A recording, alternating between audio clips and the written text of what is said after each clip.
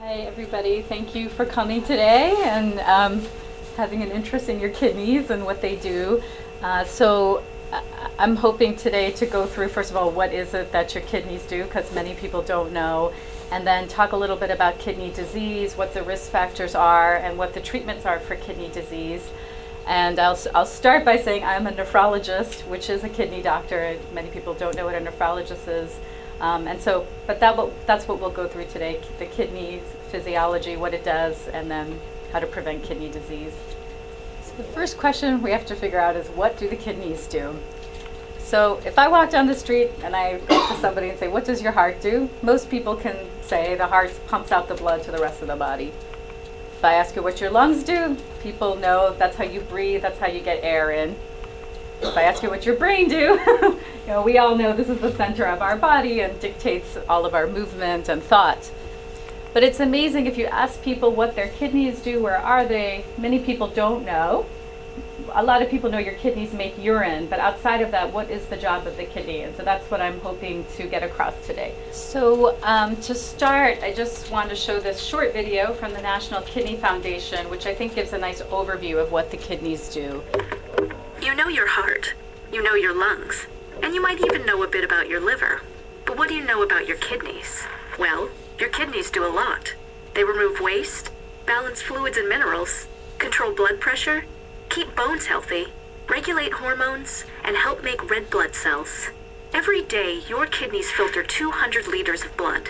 When blood enters the kidneys, it is cleaned and returned to the body, while toxins and waste are removed and turned into urine. Kidney disease can disrupt these vital functions. Kidney disease occurs when the kidneys become injured or damaged, which can cause serious problems, such as heart disease and heart attacks, stroke, anemia, nerve damage, weak bones, high blood pressure, and kidney failure. In fact, 26 million Americans already have kidney disease, and most don't know it, because the early stages often have no symptoms. That's why it's important to know the risk factors for kidney disease. 1 in 3 American adults is at risk. High blood pressure and diabetes are the 2 leading causes of kidney disease and kidney failure. Some groups are at greater risk for developing kidney disease, including those over 60 and those with a family history of kidney failure. There are things you can do to protect the health of your kidneys. Make sure that you keep your blood pressure and blood sugar under control. Maintain proper weight. If you smoke, quit. Exercise regularly. Avoid excessive pain medicine. Eat less salt and fat, and drink plenty of water. If you are at risk for kidney disease, the National Kidney Foundation recommends 2 simple tests every year. An albumin to creatinine ratio, or ACR test, which can identify a protein in the urine called albumin. This is often the first sign of kidney damage. A simple blood test for creatinine can also be used to estimate your glomerular filtration rate, or GFR. GFR can tell you how well your kidneys are filtering and if any damage has occurred. If you find it early, you can slow or stop kidney disease from getting worse. So get to know your kidneys by contacting the National Kidney Foundation, the leading organization in the U.S. dedicated to the awareness, prevention, and treatment of kidney disease. Visit kidney.org or call us toll-free at 855-NKF-CARES. That's 855-653-2273. So just to go through in detail a little bit more in terms of the overview of the video. So these really are the main functions of the kidney. So first and foremost, they clean the blood of toxins that are produced by just your regular body doing its thing and the food that you eat, and that waste is what goes into the urine.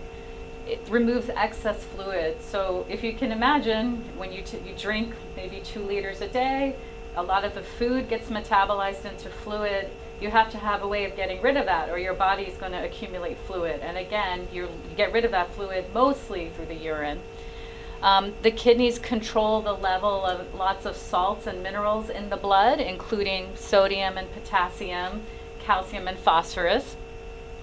They activate vitamins that are involved in bone health, so they help to keep your bones strong and healthy. So when you have kidney disease, you're at risk for fractures. They make hormones that control the production of red blood cells from the bone marrow, so that when you have kidney disease, it's very common to become anemic. They're centrally involved in the control of blood pressure. They secrete a bunch of hormones that are involved in blood pressure. And so high blood pressure actually causes kidney disease. Kidney disease causes high blood pressure. It's kind of a circular thing. And the last point here, the kidneys are definitely involved in the immune system. This is something that's not well understood exactly what the role is, but it's pretty clear that they definitely have a role in keeping the immune system good and keeping people free of infection. So most of us are born with 2 kidneys, and they're kind of deep in the body in the back. But some people are born with 1 kidney, and obviously when we do transplants, we take a kidney from somebody and give it to somebody else. So you can live a perfectly good and normal life with 1 kidney. And the interesting part is the blood tests that we do to measure kidney function only become abnormal when you've lost more than half of the normal kidney. So in other words, if I'm born with 1 kidney and I do a blood test, it's going to look normal. You're not even going to be able to tell that I only have 1 kidney, because the 1 kidney can do the job of both. So the concerning part of that, though, is you can lose almost half your kidney function and your blood test is going to look normal. That's one of the challenges with kidney disease. This is an overview of what the kidney looks like. You have the artery, the main artery that feeds the kidney, that comes off the big artery in your body, which is the aorta.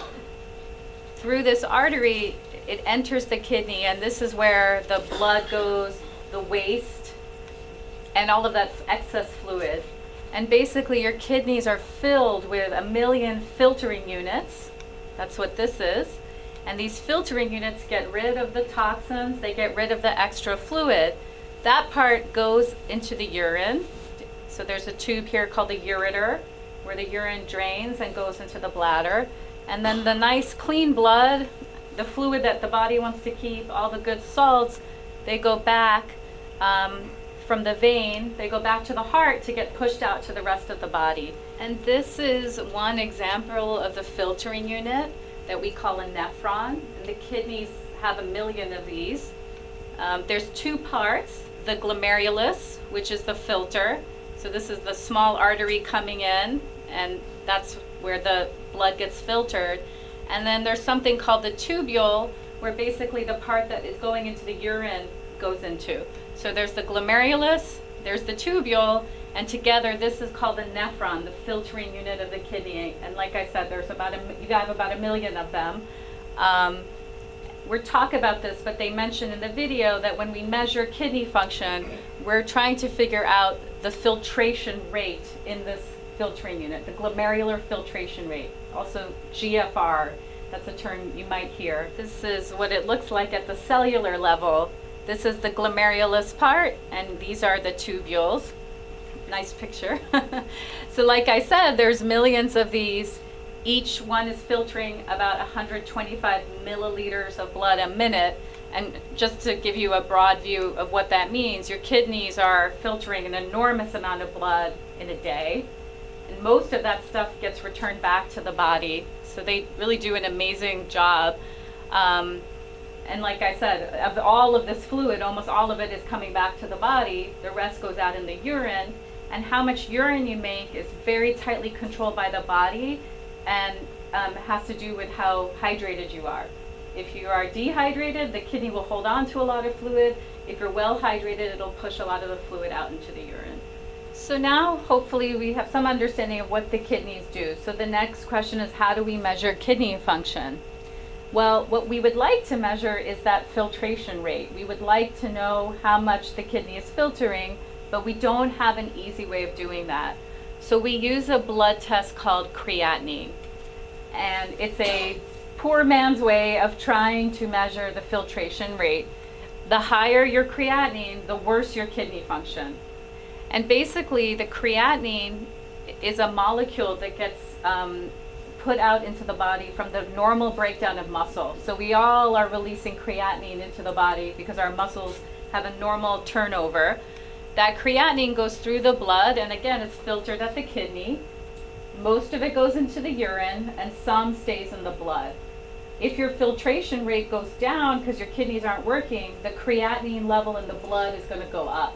And so this is the way we measure kidney function. So what a normal creatinine is actually slightly different for every individual person, because the creatinine depends on your muscle mass. It's being released by muscle. So if you're a very big guy who lifts weights every day, you're going to have a higher creatinine than a tiny little old lady who has no muscles, because you just make more creatinine. So it's a little tricky because every person sort of has a slightly different normal creatinine. But the biggest thing is muscle mass. If you're a big person, you're going to have a slightly higher creatinine. If you have cancer and you've lost a lot of weight, or liver disease, which causes low muscle mass, your creatinine will be low. Men have higher creatinines than women because of this muscle mass issue. Older patients have lower creatinines than younger patients, and African Americans have higher creatinines than Caucasians. So because there's no real normal creatinine, we have to put the creatinine level into a formula that accounts for age and race and gender, and this formula gives us an estimate of the glomerular filtration rate. So creatinine, the blood test, that's one way we measure kidney function. The other important piece of this is protein in the urine, which they mentioned in the video. So as we talked about, there's this filters in the kidney, and there are proteins in your blood, and the filter is working like it should. It keeps the protein from leaking into the urine. So if you have no kidney problem, you should have no protein in your urine. When the filter starts to break down and there's some damage to the kidney, the protein leaks from the blood into the urine. This is often the earliest sign of kidney damage. You might have a normal creatinine in the blood, but you're starting to show some leakage of protein in the urine, and that's the first sign that you're starting to have a problem with the kidneys. We measure it in different ways. We take a urine sample and measure the protein in the urine. You can do it just from one sample, or you can measure the quantity over 24 hours. But most importantly, this is often the very first sign of kidney damage in patients who have diabetes. This is probably one of the most important things, I think, as a patient. If you're wondering about whether you have kidney disease, there are two tests: the blood test for the creatinine. The higher the creatinine, the lower the kidney function. The normal is a little different for everybody. We use a formula that takes the creatinine and other things to estimate the filtration rate of the kidney. If the creatinine is abnormal and you have two kidneys, that means there's a problem in both the kidneys. And then the second test is the urine test for protein. If there's protein in the urine, there's damage to the filter in the kidney. So what happens when your kidneys stop working? There's really two ways we think about it as kidney doctors. There is a sudden acute injury to the kidney. This often happens to people who are in the hospital and very sick. We call this acute kidney failure. There's also the more slow process of the kidneys are slowly getting worse, which is more typically what you see in somebody who has diabetes or high blood pressure. We call this chronic kidney disease, and you may see that I refer to this as CKD. And at the very end stage, when you need something like dialysis or a kidney transplant, we call that end-stage renal disease. So I'm going to focus really more on chronic kidney disease than the acute kidney failure. When we talk about chronic kidney disease, there are 5 stages. So this GFR is what I had talked about, this glomerular filtration rate. A normal filtration rate is between 100 to 120. So stage 1 is really the earliest sign of kidney damage. Often the creatinine is even normal, but you may be leaking a little bit of protein. So this is the very first stage. And then as things progress and the filtration rate goes down, you're in stage 2. At this stage, you will have no symptoms. You will have no idea this is happening to you unless you get a blood test done. Then the more advanced is stage 3. This is when the filtration rate goes down between 30 to 60. So you've lost more than half the kidney function. At this point, you definitely need to be seeing a kidney doctor. you're going to not have any symptoms. You will not know. You have lost more than half your kidney function, you have no symptoms. Stage 4 is severe. The filtration rate's between 15 to 30. At this point, we're starting to prepare for things, thinking about transplant, thinking about dialysis. Even at this stage, many patients have no symptoms. Some patients will have some. I'll talk about what the symptoms are. And then stage 5 is really when you're at the very end stages and you could need something like dialysis or transplant at any time. This is another staging system, and it's not very important. The only thing to realize is here they're going through that filtration rate, but on this side they're talking about the protein in the urine.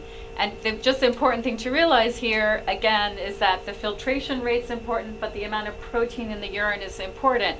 And the more protein you're leaking in the urine, the more serious the kidney disease. So what are the risk factors for developing chronic kidney disease? The most common cause of kidney disease in the United States is diabetes.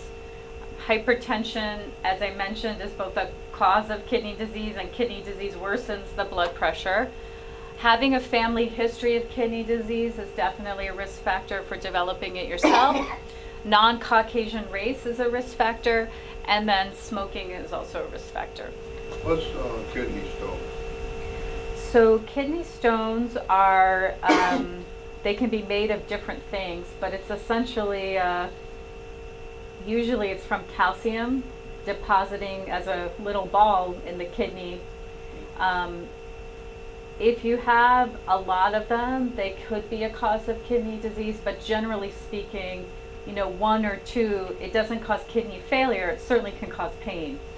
There are a lot of things that can cause kidney disease, but these are probably the most common ones and most common in the population. As I had mentioned, diabetes for sure, high blood pressure, hepatitis B and C, HIV, sickle cell disease can lead to kidney problems. Lupus can lead to kidney problems. Just because you have lupus doesn't mean you have kidney disease, but it can cause serious kidney problems. There are many autoimmune diseases that can cause kidney disease. And then there's genetic disorders that run in families, the most common being polycystic kidney disease, which you might have heard of. And then there are drugs that can be toxic to the kidney. So there's a whole class of medicines, we call them NSAIDs. They're commonly sold over the counter. Ibuprofen, which is sold as Motrin and Advil, and Aleve, which is sold as Naproxen. Now, if you have completely normal kidney function and you need to take these drugs, I'm not saying it hurts your kidney, but what happens is people have kidney disease, they don't know it, they're having joint pains, and they go and they start taking Advil 4 times a day for 3 weeks. That could lead to kidney damage. There are drugs that are used for reflux disease, commonly known often as weak proton pump inhibitors, names such as Prevacid or Nexium. These rarely cause allergic reactions in the kidney, and they've been associated with kidney disease. Again, if you have normal kidney function and you need this drug, it's probably not a problem. It's the kind of thing, though, if you don't need the drug, maybe you shouldn't take it. There are some antibiotics that are toxic to the kidney, not all of them, a few, and again, any antibiotic can cause an allergic reaction in the kidney. And then lithium is a known toxin to the kidney used to treat bipolar disease. Okay, so just, we've talked about the screening test, which is the blood test and the urine test. The recommendation is if you have diabetes, you should have these tests done every year to look to see if you're developing kidney disease. If you have high blood pressure, you should be having them every 1 to 3 years, depending on how bad the blood pressure problem is. And then people with these other diseases that we talked about that can cause kidney disease should also be screened. Again, the main reason being the kidney disease doesn't cause symptoms. So if it's discovered that you have a kidney problem, what's the workup at that point? Again, we want to know exactly how much protein is in the urine. So we take a urine sample. We want to look for certain cells in the urine that would indicate that there's inflammation, specifically things like red blood cells. So they run an analysis to look at the cells in the urine. We almost always do an ultrasound to take a picture of the kidney. This is the kidney. I don't know if you guys can see the outline there. It gives us information. How big is the kidney? Is there a lot of scarring? Is the urine draining properly? And then, not always, but if we're not sure why you have kidney disease or we're worried about autoimmune disease, we then sometimes need to put a small needle in, take a little piece to look under the microscope, a kidney biopsy. So just to give an overview of how we treat kidney disease, I'm going to go through a couple of these things in a little more detail, but not everything. Blood pressure control is probably the most important thing. If you have diabetes, whether we think the kidney disease is from diabetes or not, we know diabetes hurts the kidneys, so controlling the blood sugar is extremely important. If you're somebody who's smoking, again, regardless of whether we think that's the cause, the smoking causes damage to the blood vessels to the kidneys, so stopping is important. Weight loss, obesity in and of itself doesn't cause kidney disease primarily, but it puts a lot of strain on the filtering units, so weight loss helps. There is a lot of things to say about diet. I don't want to get too much into it because it really depends on how bad the kidney disease is, what kind of diet you need. But in general, low protein diets are felt to be better for the kidney. And in general, plant-based proteins, if you're going to eat protein, are felt to be better than animal-based protein. Low salt is good, especially if you have high blood pressure. It's very important. As I had mentioned in the beginning of the talk, there's all these other things that kidney disease causes that we treat. And then I think, as we discussed briefly here, kidney disease is a major risk factor for heart disease. And so if you have kidney disease, we're aggressive about trying to treat that so you don't end up developing another problem. So just to hit on this, because it's the most important part of the treatment of kidney disease, if you have kidney disease, we'd like the blood pressure to be less than 130/80. There are certain drugs we use in particular that are beneficial for people with kidney disease, in particular if the kidney disease is from diabetes. You may have heard of them. This is a class of blood pressure drugs called ACE inhibitors, and this is another class called ARBs. These are sort of the ones that we like to use if we can. Almost everybody who has kidney disease and has high blood pressure needs to be on a water pill to treat the blood pressure. And like I said, if you have kidney disease and you have high blood pressure, it's been well shown in studies that if you change into a low sodium diet, low salt diet, you can drop your blood pressure by 10 points, which is as good as we get off of one drug. It's very hard to do with our American diet, which has salt in everything, but it's important to try. So if you have diabetes, as I mentioned, it's very important to have control of the blood sugar. I don't know if anyone here has diabetes. You hopefully know what this term is. Hemoglobin A1C is something that's measured in people who have diabetes. It gives an idea of the blood sugars over 3 months. And so ideally the number should be 7% or less if you have diabetes. I'll just say that, there are certain drugs if you have advanced kidney disease and you have diabetes that can't be used. Metformin is a common diabetes drug that can't be used if the filtration rate's less than 30. And then just the other point that all of the diabetic drugs and insulin are actually cleared by the kidney. So when you develop kidney disease, these medications stick around in your body a lot longer, and you're actually at high risk to develop low blood sugar. And so that's something that really has to be watched for if you develop kidney disease. I'll just say a word again about the diet. So if you have kidney disease, the recommendation is to lower the amount of protein in the urine. Again, if you have kidney disease, ideally we would try to have you see a nutritionist because it's a complicated diet, particularly if you also have diabetes. But low protein, low sodium are pretty much standard. And then this depends on how bad the kidney disease and what the blood work looks like. In the end, we often have to recommend also low potassium, low phosphorus. So symptoms develop usually when the filtration rate gets to less than 20. So, you lost 80% of your kidney function, you don't have symptoms. It really happens at the end stages. And the buildup of toxins that happen because the kidneys aren't cleaning the blood cause symptoms. We call this uremia.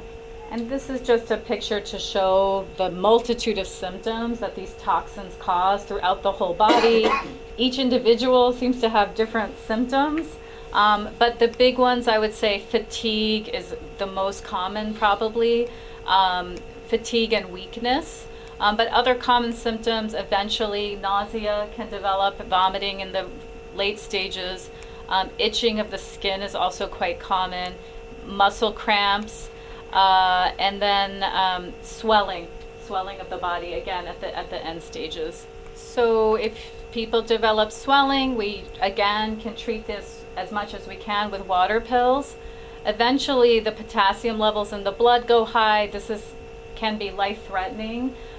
We try to treat that with diet. There's some medicines we can use.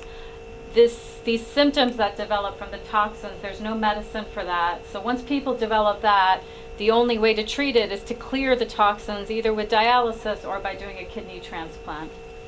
Let me just talk a little bit about dialysis. So this is a person who's on dialysis. They're in a center. They come 3 times a week. You usually have to go on the machine between 3 to 4 hours at a time, depending on how long it takes to get the blood clean. You can see that there's a shunt in the arm, and there are 2 needles here. So the blood is removed from one of the needles. This is probably easiest to see here. It's put into the machine where the blood is cleaned, and water is taken off, because at this point you usually don't make much urine, if any. So the machine pulls off the water, it pulls off the toxins, and then the clean blood gets returned to the patient. I'll just say one word about this, because there are different types of dialysis. The one I just showed you is what people most commonly know, but there are ways to do dialysis at home, and for some patients who can do it, it's a better quality of life. This is one type called peritoneal dialysis, where a soft catheter is inserted into the belly.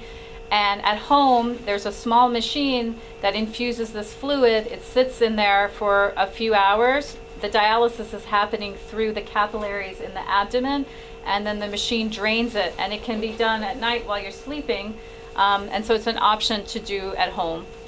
And then kidney transplantation can be done either if there's a living donor who can donate a kidney. Does not have to be a family member, can be a friend.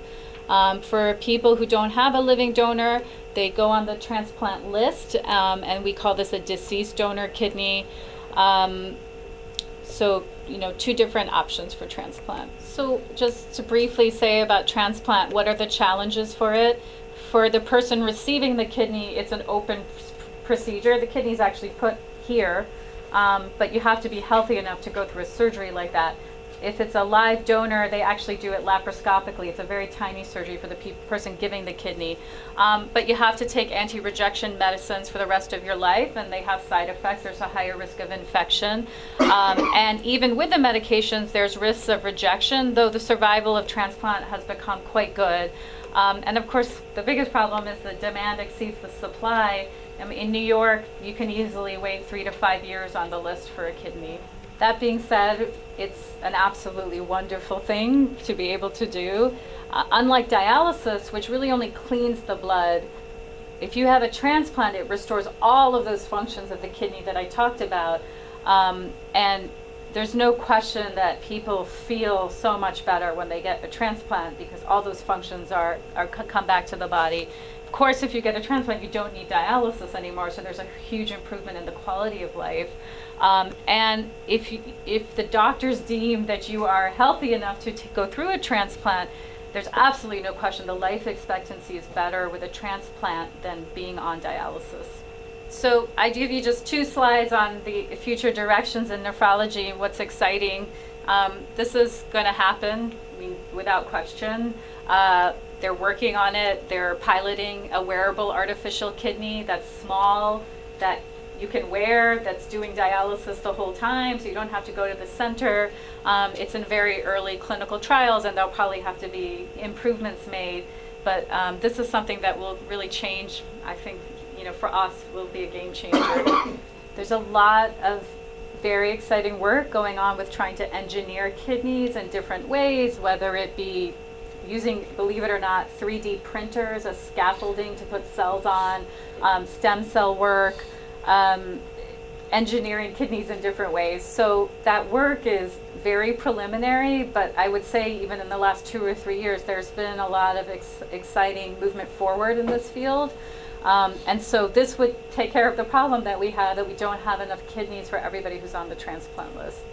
And then just to finish, because this is an area that at Columbia, and particularly in our department, we're experts in and doing a lot of research in, is personalized medicine, which you may have heard the term. the idea is that you tailor treatment to an individual's particular genetic characteristics. Right now, I have a medicine for kidney failure. I give it to everybody. But maybe this medicine would work good in this person, but this person actually needs a different one because they have a slightly different genetic makeup.